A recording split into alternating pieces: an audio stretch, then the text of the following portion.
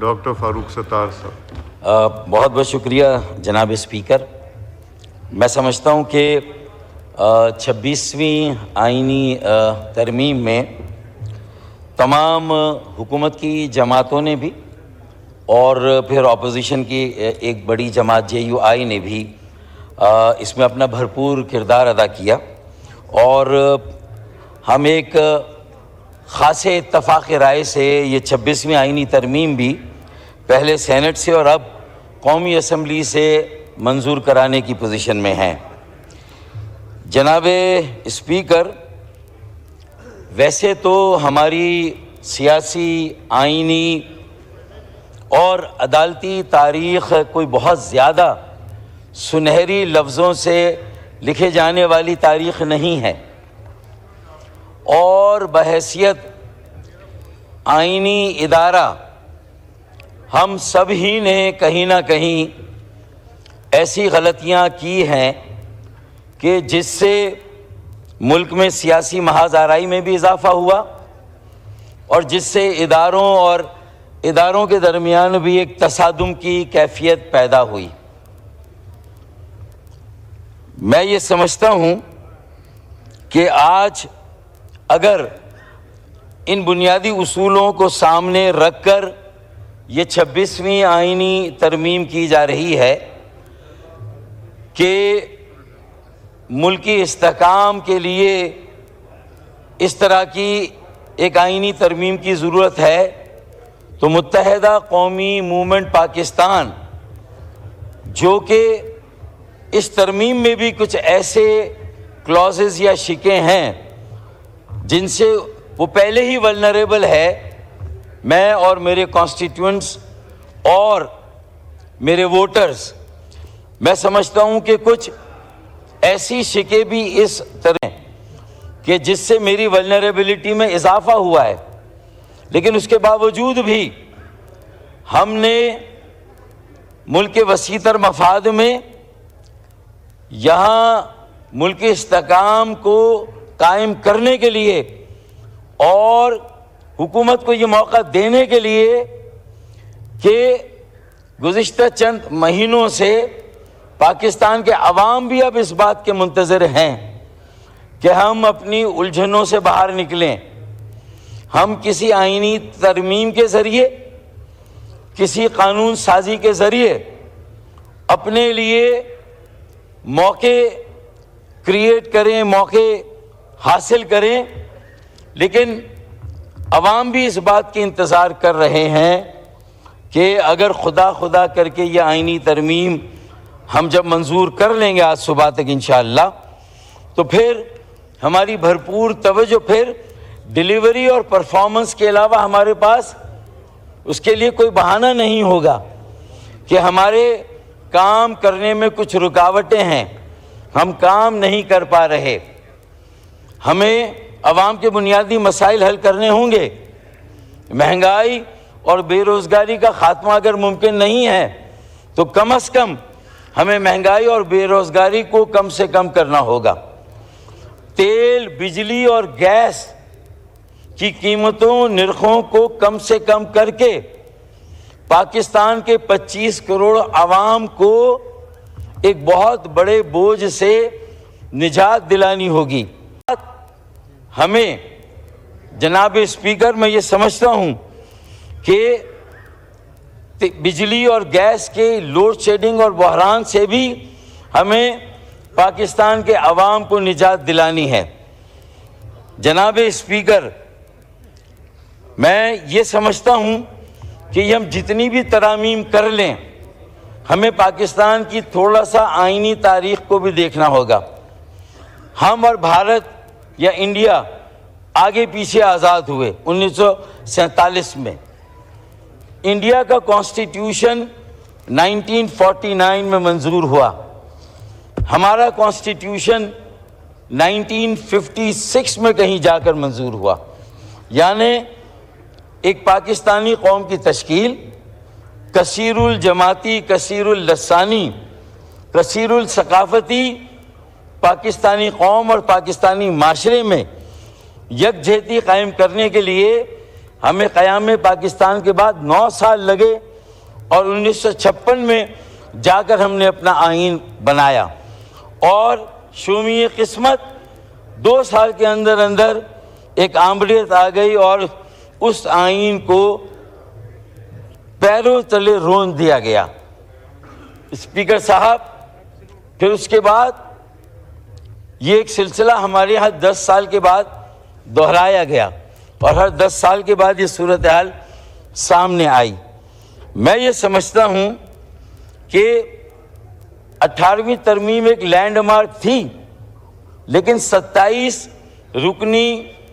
دونوں ایوانوں کی جو ایک کمیٹی تھی کل جماعتی، اس نے یہ بھی طے کیا تھا کہ اگر 50 سال کے بعد مختلف صوبوں میں جو قوم پرستوں کا مطالبہ تھا کہ صوبائی خود مختاری ہونی چاہیے، مضبوط مرکز مضبوط پاکستان کی ضمانت نہیں، مضبوط صوبے مضبوط پاکستان کی ضمانت ہوں گے، تو پھر بڑی جماعتوں نے بھی اتفاق کیا اور صوبوں کو خود مختاری دی گئی۔ لیکن جناب اسپیکر، 7ویں قومی مالیاتی کمیشن کے بعد اور پھر اس 18ویں ترمیم کے بعد جو وسائل اور اختیارات صوبوں کو گئے، تو مرکز سے تو وسائل صوبوں کو جا رہے ہیں، لیکن صوبوں پر اس بات کی پابندی نہیں کہ وہ جمہوریت کی تیسری سطح، جہاں پر آئین کا آرٹیکل 7، آئین کا آرٹیکل 32 اور آئین کا آرٹیکل 140A، اس نے بھی اس بات کا پابند کیا ہے آپ کی سیاست کو، آپ کی جمہوریت کو، وفاقی حکومت کو اور صوبائی حکومتوں کو، کہ وہ مقامی حکومت، شہری حکومت اور بلدیاتی اداروں کو ان کی ضرورت کے مطابق، ان کی آبادی کے مطابق انہیں وسائل منتقل کرے، اور اگر انہیں ذمہ داریاں دی گئی ہے تو responsibility without authority is not for an effective government, تو انہیں اختیارات دیے جائیں، ایک با اختیار، با وسیلہ اور ایک مؤثر بلدیاتی اداروں کا نظام، مقامی اور شہری حکومت کا نظام ہی جناب اسپیکر اس پاکستان میں جمہوریت کو مضبوط اور مستحکم بنا سکتا ہے۔ اگر مقامی حکومت اور شہری حکومت اگر با اختیار نہیں ہے، اور اعظم صاحب اگر وہ امپاورڈ نہیں ہے، تو اس کا مطلب یہ ہے کہ پھر آپ 450 قومی اسمبلی کا اراکین، قومی اسمبلی اور سینٹ کا اراکین، اور غالباً 1000 صوبائی اسمبلی کے جو اراکین ہیں، آپ 1200 یا 1400 لوگوں سے 25 کروڑ کے اس ملک کو چلانے کی کوشش کر رہے ہیں۔ ضرورت اس بات کی ہے کہ کم از کم 2 لاکھ منتخب نمائندوں کا وہ نیٹ ورک جسے ہم نے غیر فعال بنا کے رکھا ہوا ہے، جنہیں ہم نے کاسمیٹک اور ایک صرف نمائشی جمہوریت جو ہے وہ بنا کر رکھا ہے، ہمیں اس جمہوریت کو افیکٹو بنانا ہے، ورنہ یہ ہوگا کہ ناحق ہم مجبوروں پر تہمت مختاری کی، ناحق ہم مجبوروں پر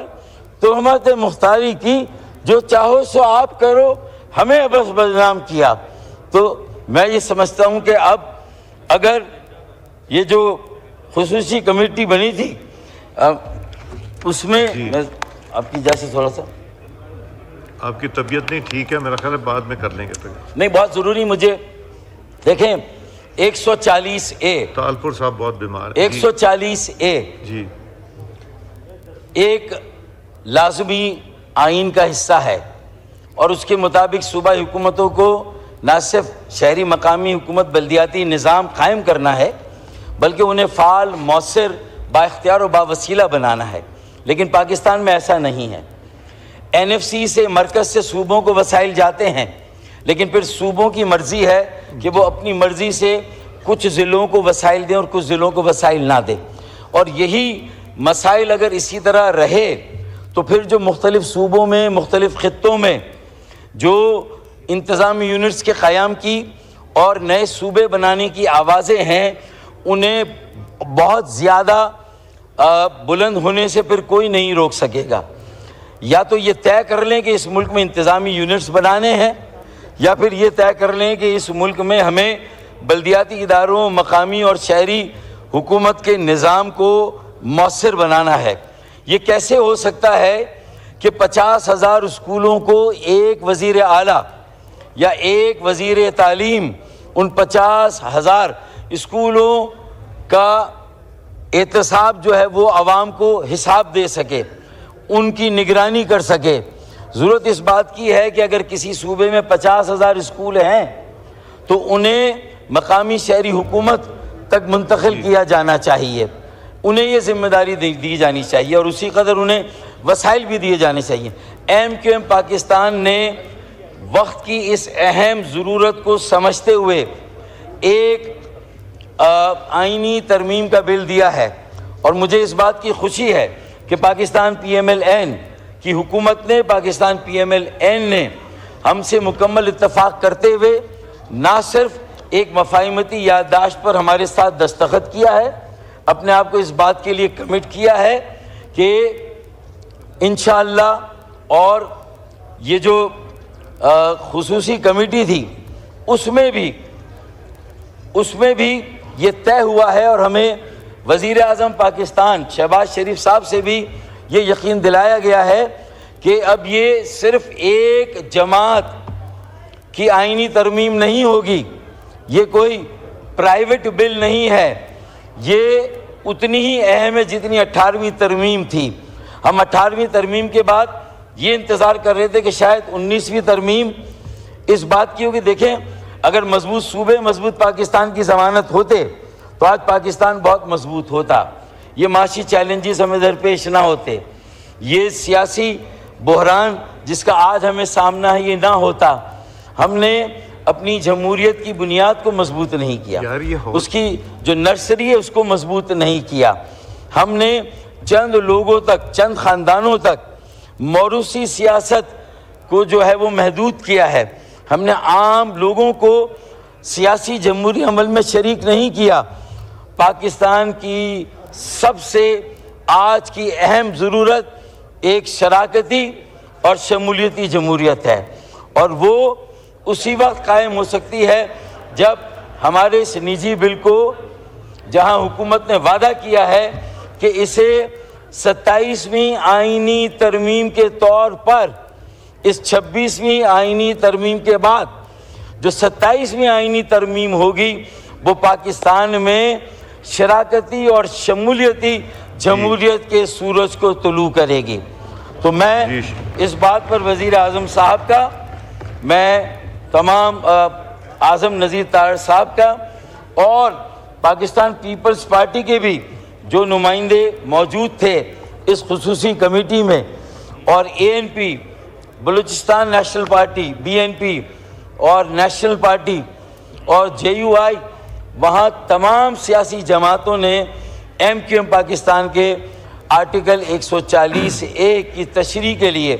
اس کی وضاحت کے لیے تجویز کی جانے والی جو آئینی ترمیم ہے اسے 27ویں آئینی ترمیمی بل کی شکل میں انشاءاللہ تعالی بہت جلد فیز 2 کے اندر لایا جائے گا، جہاں بلوچستان کی نمائندہ جماعتوں کی طرف سے صوبائی اسمبلی میں نشستوں میں اضافے کا مطالبہ تھا، جہاں ANP کی طرف سے خیبر پختونخوا کے نام کو بدل کر پختونخوا کا نام رکھنے کا مطالبہ تھا. مجھے امید ہے کہ انشاءاللہ تعالی اب جلد ہم اس فیز 2 میں جائیں گے جو لیفٹ اوور ایجنڈا ہے، کیونکہ 18ویں کے بعد 19ویں ترمیم مقامی خود مختاری کی ہونی چاہیے. جہاں مرکز خود مختار تھا اس سے کام نہیں چلا، صوبے خود مختار بنائے گئے، اس سے پاکستان مضبوط و مستحکم نہیں ہوا. ہماری تعمیر و ترقی کا عمل تیزی سے آگے نہیں بڑھا، معیشت جو ہے وہ نیچے جاتی چلی گئی، ہماری برآمدات کم ہو رہی ہیں. اسپیکر صاحب، ہمارے مسائل، ہمارے قرضوں میں آئے دن اضافہ ہوتا چلا جا رہا ہے. ان تمام مسائل کے لیے حل کے لیے خدا را پاکستان کے 130 ضلعوں کو، 130 شہروں کو انہیں بااختیار بنائیں, انہیں ترقی کا انجن بنائیں, انہیں خود مختار بنائیں, انہیں کام کرنے دیں, انہیں ہم اپنی جو مرکزیت پسند سیاست ہے جی اس کا شکار نہ ہونے دیں. ٹھیک ہے. جمہوریت کے ثمرات اگر عوام کی دہلیز تک پہنچانے ہیں تو وہ بلدیاتی اداروں, وہ جو مقامی و شہری حکومت ہیں ان کو خود مختار بنا کر ہی آپ یہ ہدف حاصل کر سکتے ہیں. ہم نے تو جلا کے دل سر راہ رکھ دیا. میں یہاں پر مجھے ایک دو باتیں, اسی طرح مسنگ پرسن کا مسئلہ ہے, ہم نے اس پر بھی گفتگو کی ہے. اس پر بھی ہمیں حکومت کی طرف سے, پی ایم ایل این کی طرف سے یقین دلایا گیا ہے کہ اس مسئلے کے لیے بھی مؤثر جو ہے وہ کارروائی کی جائے گی. اسی طرح موسمیاتی تبدیلی کے مسئلے کو بھی بہت سنجیدگی سے لیا جائے گا. اور کائنڈلی وائنڈ اپ کریں ڈاکٹر صاحب. جی, تو میں صرف یہی آخر میں کہوں گا کہ ہم نے تو جلا کے دل سر راہ رکھ دیا, اب جس کے جی میں آئے وہی پائے روشنی. بہت بہت شکریہ. جی بیرسٹر گوہر صاحب پلیز. نواب تالپور صاحب بہت دیر سے تشریف رکھتے ہیں, ان کی صحت نہیں اچھی ہے, اور بھی ایک دو لوگ بیمار ہیں. جی تھینک یو جناب اسپیکر, تھینک یو جناب اسپیکر. میں انشاءاللہ پریسائز رہوں گا.